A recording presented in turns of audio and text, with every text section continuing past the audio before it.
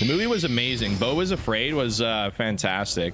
I love it because like Ari Aster and Robert Eggers like the only thing that can get me excited right now for directors. And I love Hereditary is my favorite horror movie. Midsommar is good. Everyone keeps saying the movie's about anxiety, but like I guess it is about anxiety. Like you see him popping pills the entire fucking movie. But I mean, it's kind of weird that no one has pointed out that the movie's about guilt. Like literally it's literally spelled out for you in the first scene. He's at a therapist and his fucking therapist writes in fucking like handwriting on his notepad guilty, and that's the only thing he writes down in the section. It's all about like his feelings of guilt that are like obviously amped up to 11 because the movie is like completely heightened reality, total absurdism, and it's so fucking funny because of it.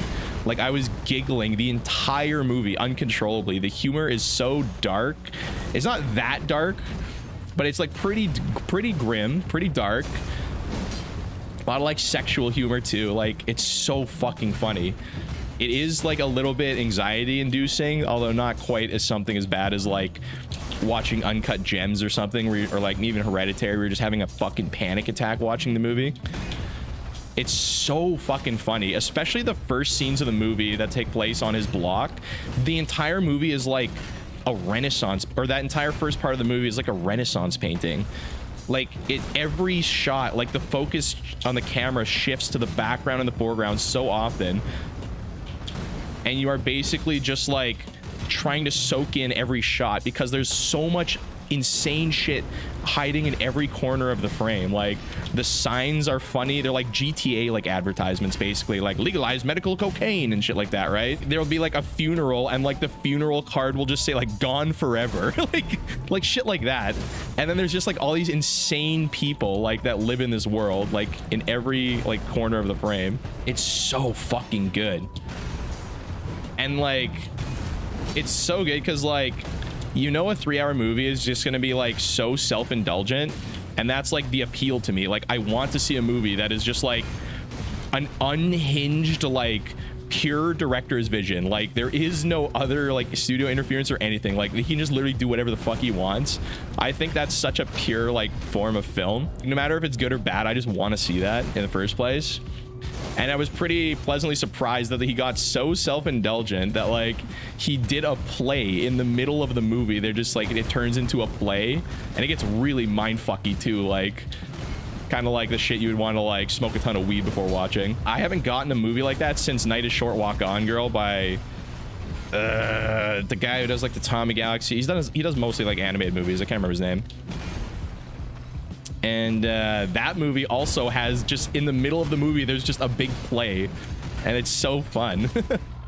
One part of the movie is just like a suburban sitcom, which is like, it's so funny. The dude who plays the doctor is the funniest fucking guy in the film, I think. He's got this nice mustache. Like he's super funny. The ending is like pretty on brand for Ari Aster, just a big mind fuck. And yeah, it kind of like really seals the deal of like the insane like guilt, the amplified amount of guilt that the main character feels, whether it's deserved or not. It's all about like the relationship of him and his mother, basically, like the relationship of like parents and their children and how their children just like take everything from their parents, right? And how he feels guilty about that. And like to the point where like the finale is literally like your life on trial and the guy's like guilty, you know? It's pretty interesting.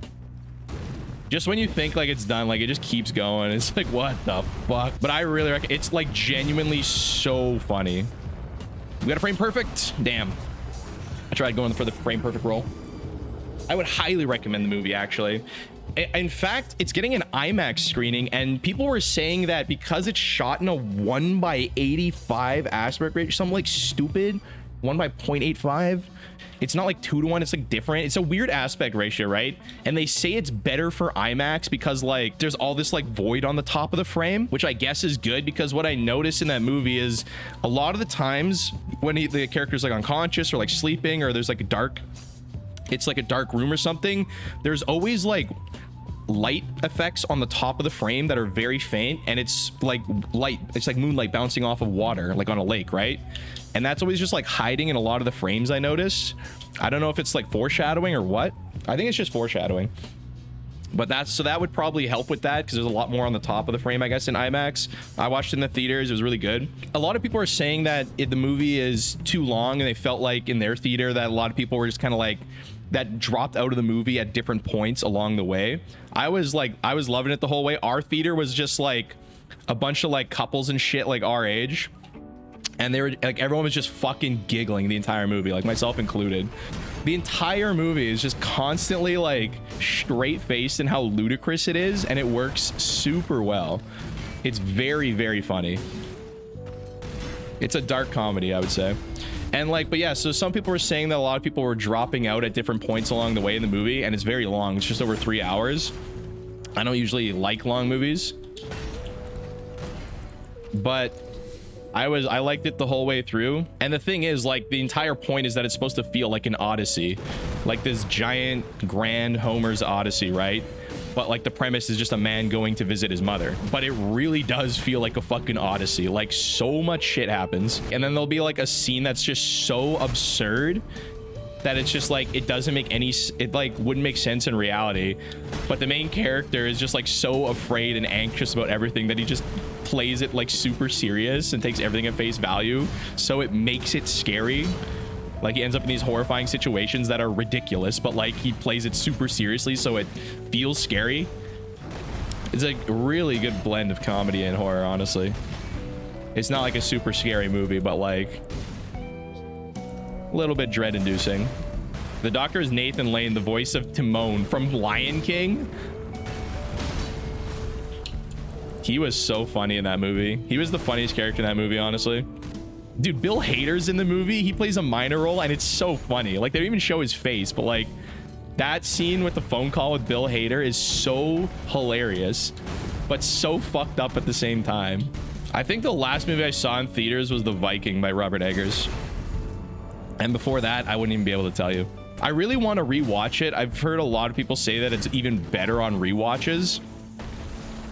And it's an Ari Aster film, so like, he's usually one of those ones that just packs in all these crazy little clues all over the movie for you on rewatches. Like in Hereditary and shit, there's just like a mountain of like clues. Like the whole plot in Hereditary of like the grandma like using all these like fucking satanic tea leaves and all this shit, like none of that is explained in the plot of the movie, but it's all there like in the background of the shots, so there is that narrative there if you care about it, right? Because people are like, what the fuck, the ending comes out of nowhere. Well, it's like, well, they didn't have to like dedicate screen time to trying to explain like the supernatural bullshit. They can just like put the clues in the background of the shots, and that's good enough. There, it's explained. It's grounded in the movie without having to dedicate a bunch of time to like someone giving exposition about like, oh, there was this cult and blah blah blah blah blah. Like, you know, I think that's a better way of doing it. It's more tactful. Last movie I watched in theaters was Return of the King Extended a week ago. Oh, I thought you were gonna be like, yeah, I haven't seen a movie in theaters since like fucking 2002.